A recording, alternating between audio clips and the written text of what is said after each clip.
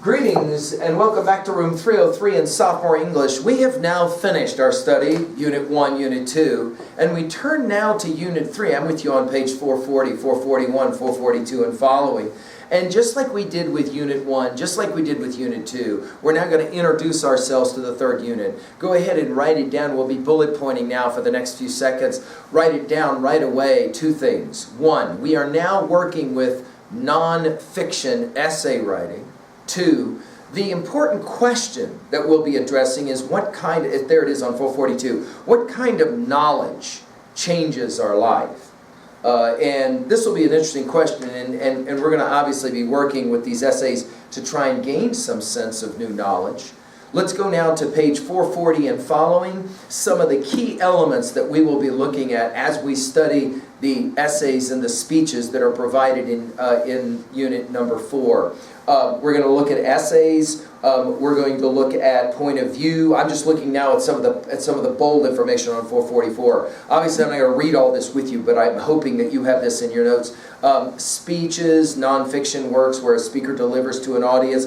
Obviously, we're going to be paying attention to purpose. We're going to be looking at expository writing, which seeks to inform or explain. Argumentative writing, which seeks to persuade, convince readers to believe or do something. Narrative writing, entertaining by telling a story. So all of these are different types of writing. Hey, take a look at that chart on 440.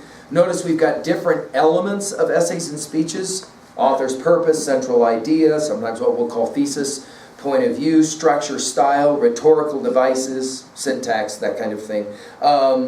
Tone. So we'll have use of tone in nonfiction just like we did in fiction. Different types of essays on 445. This is huge. Get this in your notes. You definitely want to make sure you're comfortable with this idea. First of all, an expository essay. To expose means to explain. So how-to essays would be expository. Persuasive essay or argument attempts to convince readers to accept a writer's point of view. Reflective essay, make sure you have that one down. Presenting experiences that inspired the writer's thoughts or feelings about a topic. Narrative essay will tell a story of real events or experiences. Descriptive essay will provide specific details to create an impression of a person, an object, an experience, right?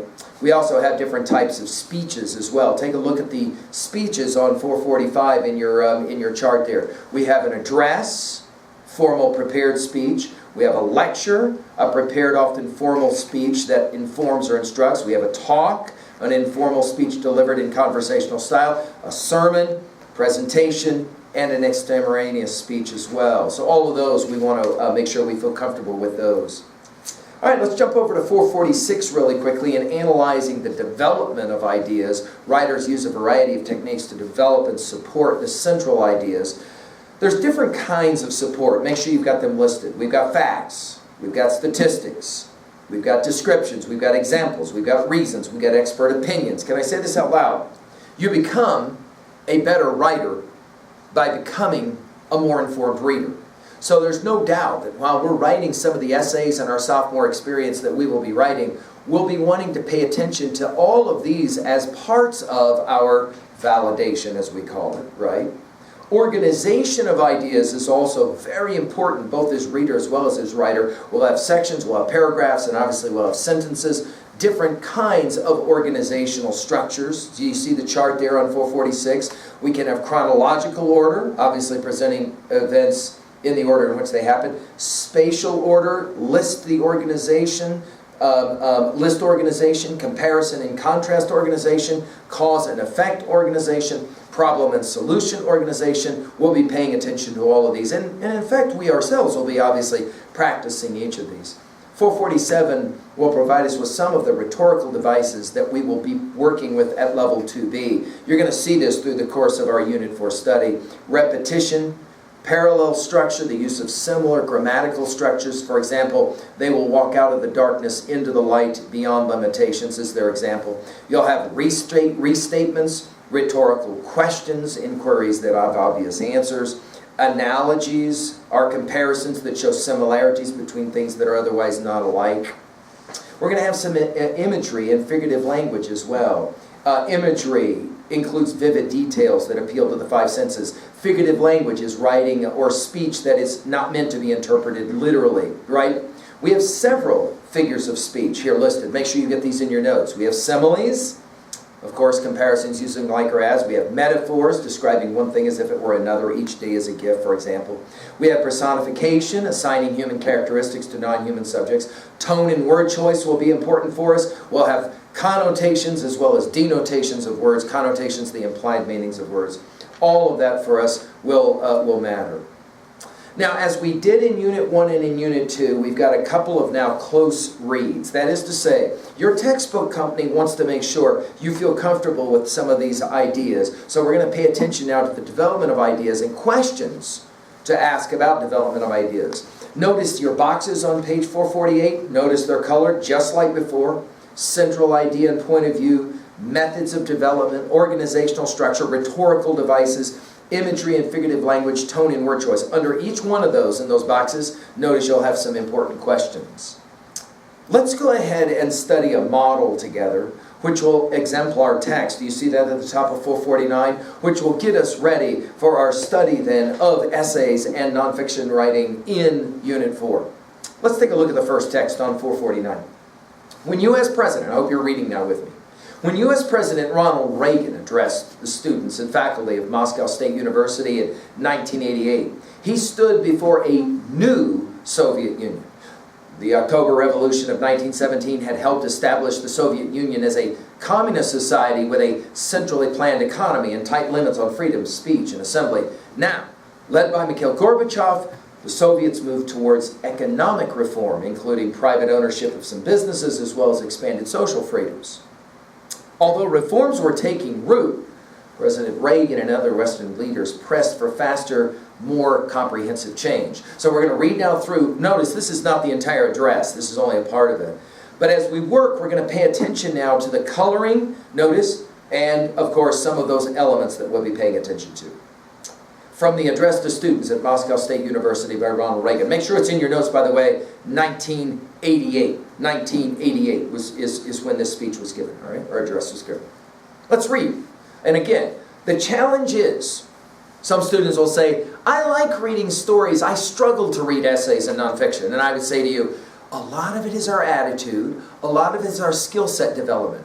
Pay attention now as you read with me on 449 and the model there. Let's see how well you can get into the language, knowing that these are actual words that were actually spoken by one of our greatest presidents, Ronald Reagan, as articulating a certain kind of idea going forward. Take a look. Let's read along in the middle of the address. But progress is not foreordained. The key is freedom. Freedom of thought, freedom of information, freedom of communication. Jump over, by the way, to number 4 in your box there on the right. Do you see it? Point of view. Here Reagan expresses his central idea that freedom is the key to progress. In doing so, he also reveals his point of view. The renowned scientist, scholar, and founding father of this university, Mikhail Lomonosov, knew that, quote, it is common knowledge, he said, that the achievements of science are considerable and rapid, particularly once the yoke of slavery is cast off and replaced by the freedom of philosophy. The explorers of the modern era are the entrepreneurs, men with vision, with the courage to take risks and faith enough to brave the unknown. These entrepreneurs and their small enterprises are responsible for almost all the economic growth in the United States. By the way, jump over to number 5, methods of development. Notice, Reagan supports his central idea by connecting it to the related idea that freedom allows people to start businesses, which spurs economic growth. Keep reading. They are the prime movers of the technological revolution. In fact, one of the largest personal computer firms in the United States was started by 2 college students, no older than you, in the garage behind their home. Of course, speaking of Steve Jobs, right, and the Apple phenom, as well as Bill Gates and Microsoft, right? Some people, even in my country, look at the riot of experiment, that is the free market, and see only waste. What of all the entrepreneurs that fail? Well, many do, particularly the successful ones, often several times. And if you ask them the secret of their success, they'll tell you it's all that they learned in their struggles along the way. Yes, it's what they learned from failing. Like an athlete in competition or a scholar in pursuit of the truth, experience is the greatest teacher. Jump over, by the way, to number 6 there, the figurative language. Notice Reagan uses similes to add emphasis and interest to his speech. To continue, last paragraph on 449. We are seeing the power of economic freedom spreading around the world. Places such as the Republic of Korea, Singapore, Taiwan have vaulted into the technological era, barely pausing in the industrial age along the way. Low tax agricultural policies in the subcontinent mean that in some years, India is now a net exporter of food. Perhaps more exciting are the winds of change that are blowing over the People's Republic of China. I'm on page 450, where 1/4 of the world's population is now getting its first taste of economic freedom. At the same time, the growth of democracy has become one of the most powerful political movements of our age. In Latin America in the 1970s, only 1/3 of the population lived under democratic government. Today, over 90% does. In the Philippines, in the Republic of Korea, free, contested, democratic elections are the order of the day. Throughout the world, free markets are the model for growth. Democracy is the standard by which governments are measured. We Americans make no secret of our belief in freedom. In fact, it's something of a national pastime. Every 4 years, the American people choose a new president, and 1988 is one of those years. At one point, there were 13 major candidates running in the two major parties, not to mention all the others, including the socialist and libertarian candidates, all trying to get my job. Remember, President Reagan is the President of the United States speaking at the time. Right? About 1,000 local television stations, 8,500 radio stations, and 1,700 daily newspapers, each one an independent private enterprise, fiercely independent of the government, report on the candidates, grill them in interviews, and bring them together for debates. In the end, the people vote. They decide who will be the next president. And notice, by the way, over to number 7 in your blue box, do you see it? Methods of development. Notice Reagan uses facts, statistics, examples to support the key idea that Americans have the freedom to choose their presidents. The next line. But freedom doesn't begin or end with elections. Go to any American town. By the way, notice here that we're going to move at number 8 between tone and word choice, and number 9, rhetorical devices. But freedom doesn't begin or end with elections. Go to any American town, to take just an example, and you'll see dozens of churches representing many different beliefs, many places, synagogues and mosques, and you'll see families of every conceivable nationality worshiping together. Go to any schoolroom, and there you will see children being taught the Declaration of Independence, that they are endowed by their Creator with certain unalienable rights, among them life, liberty, and the pursuit of happiness, that no government can justly deny. The guarantees in their Constitution for freedom of speech, freedom of assembly, and freedom of religion. Go to any courtroom, and there will preside an independent judge beholden to no government power. There, every defendant has the right to a trial by a jury of his peers, usually 12 men and women, common citizens. They are the ones, the only ones, who weigh the evidence and decide on guilt or innocence. In that court, the accused is innocent until proven guilty, and the word of a policeman or any official has no greater legal standing than the word of the accused. Go to any university campus, and there you'll find an open, sometimes heated discussion of the problems in American society and what can be done to correct them. Turn on the television and you'll see the legislature conducting the business of government right there before the camera, debating and voting on the legislation that will become the law of the land. March in any demonstration, and there are many of them. The people's right of assembly is guaranteed in the Constitution and protected by the police. Go into any union hall where the members know their right to strike is protected by law. By the way, just pausing. Notice at number 8, tone and word choice. Reagan uses simple, everyday language and sounds sincere, patriotic, and most importantly, believable. Number 9, rhetorical devices. By using repetition and parallelism, Reagan emphasizes his key point, that it's easy to find examples of the benefits of freedom. By the way, put it in your notes at 2B really quickly for this as you're making your annotation. Parallelism means the repeating of certain ideas. Notice, go to any courtroom, go to any university campus, go into any union hall. You see those are identified for you, yes? Page 451, we now will study his organizational structure. Notice this section we're about to study brings listeners full circle. Through rhetorical devices and memorable examples, Reagan sums up and explains the significance of his central idea. But I'm now reading. Read with me on page 451. Really try and concentrate. Try and hear what it is that he is saying about what makes America so special. Remember, he's speaking in 1988 to Russia, a country that had not enjoyed certain kinds of freedoms. Look what he has to say. But freedom is more than this. Freedom is the right to question and change the established way of doing things. It's the continuing revolution of the marketplace. It's the understanding that allows us to recognize shortcomings and seek solutions. It's the right to put forth an idea scoffed at by the experts and watch it catch fire among the people. It's the right to dream, to follow your dream or stick to your conscience, even if you're the only one in a sea of doubters. Freedom is the recognition that no single person, no single authority or government has a monopoly on the truth, that every individual life is infinitely precious, that every one of us put on this world has been put there for a reason and has something to offer. Now he continues, your generation is living in one of the most exciting, hopeful times in Soviet history. It's a time when the first breath of freedom stirs the air and the heart beats to the accelerated rhythm of hope, when the accumulated spiritual energies of a long silence yearn to break free.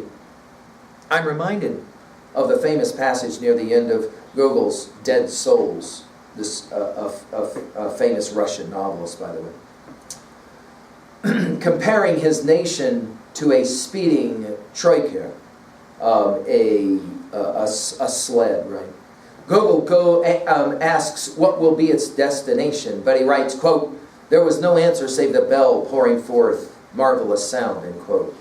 We do not know what the conclusion will be of this journey, but we're hopeful that the promise of reform will be fulfilled.